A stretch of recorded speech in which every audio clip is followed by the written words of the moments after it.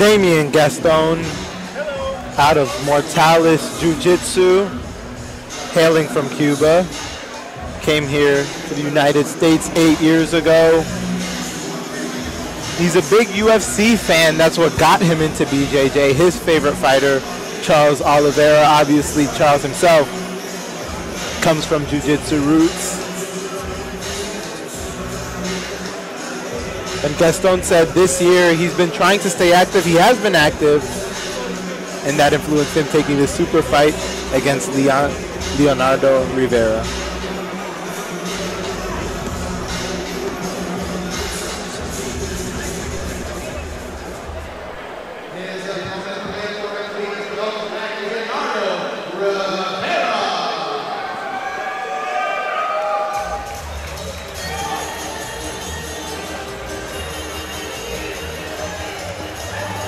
Leonardo Rivera, he's the first of two grapplers tonight from Alliance BJJ. Ryan Quinn coming up next. He's also fighting out of ATT and Alliance BJJ. His professor, Nay Seda, will be the one calling the shots for him tonight. He has 3 years of grappling. He actually got into it because there was a jiu-jitsu gym right down the street from him. Since then, he's fallen in love, obviously. Loves grappling, loves competing, loves submissions. He doesn't have a favorite submission. He says he loves rear naked chokes, but he loves whatever his opponent gives to him. Tonight, submission only. That's the way he'll have to win.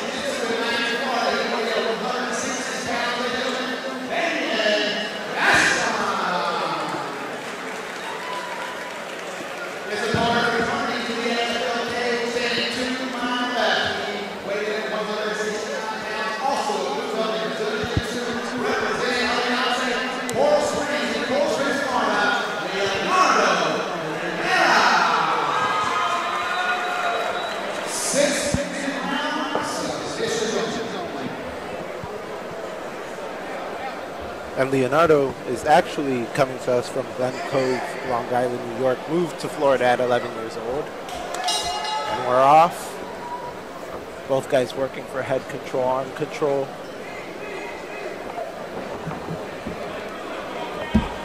Gaston takes it to the ground first. It looks like he's working for an armbar. I love calling it all, Leonce. Yeah. Inverted quickly was Gaston.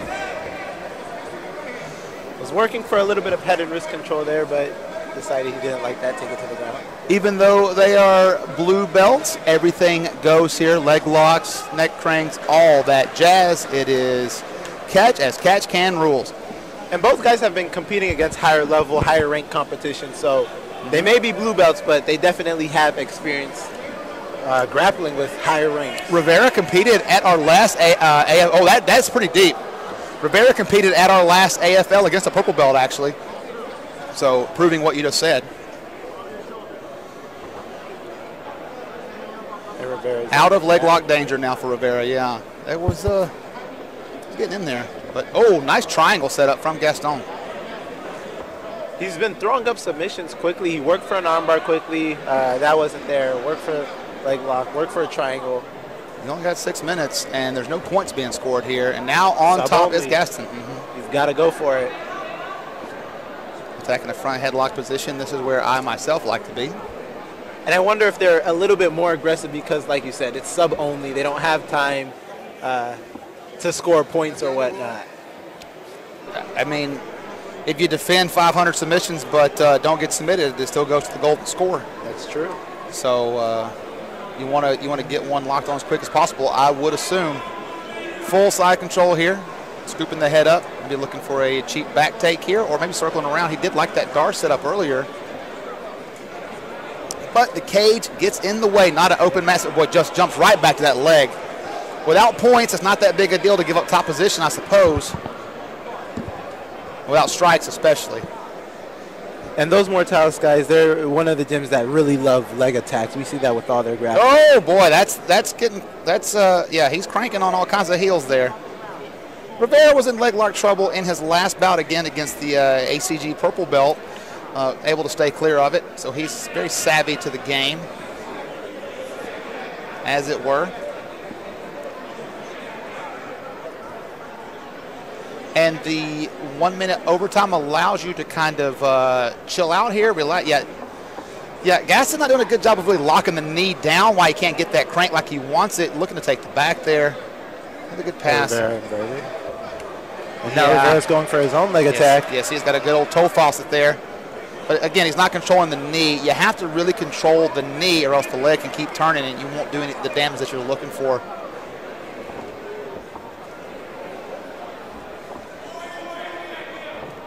Halfway through the round here. And they stand back up. Yeah. Yeah, Gaston looks...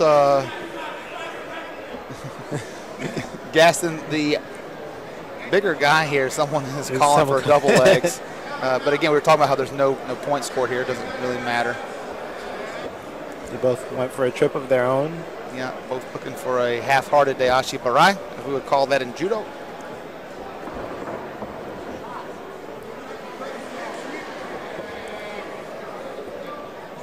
And every time that you pull guard, Jesus kills a baby. But again, in a submission-only situation, top control. No points lost for that. Yeah, top control is only as important as what you can throw on the guy. And I was wondering if Gaston would do that because even during the fighter introductions, he sat down before the bout even started. Yeah.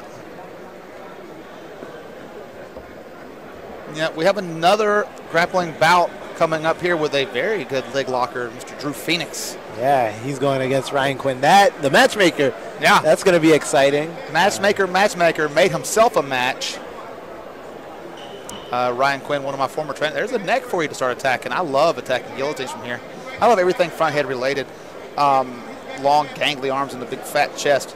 But Ryan Quinn, one of my former training partners, used to get a lot of work in back when we were still both fighting professionally at American Top Team, and a very good wrestler, kind of a power pressure passer, and black belt in jiu-jitsu as well, just kind of a real demon. So it'll be a very big clash of styles in our following bout. Right now, both guys seem to be just kind of flowing with the go and going with the flow. Gaston for sure the most, or Gaston for sure the most more aggressive. And he's working for a triangle now, but yeah, Rivera's out. Less than a minute to work now.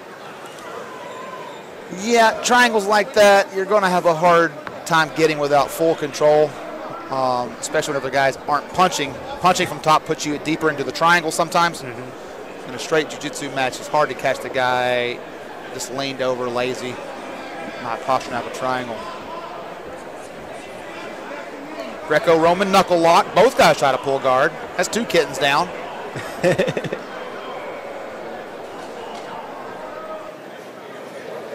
Oh, a little bicep slicer action there. Attempt. I don't got enough time to get that in there, but that is not comfortable position to be in. No, Rivera's safe there. Yeah, big time attack game here from Gaston throughout this first round. Only round. It's a sudden victory following up. All right, and that's the end of the 6 minutes. Yes, it is.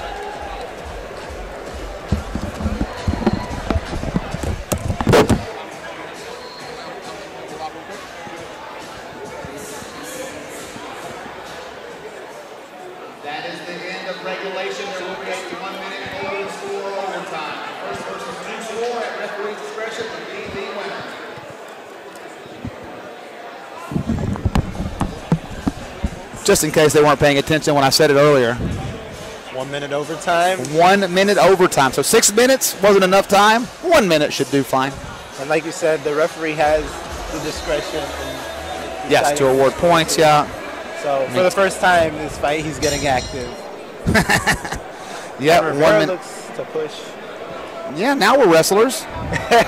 Yep, look at that. Yeah, not a great double leg entry there, but that's okay. As long as you can get him on his butt. And I think this is the first time we're seeing an attempted takedown this bout so far. Yeah, this is the first time that either guy didn't just sit down.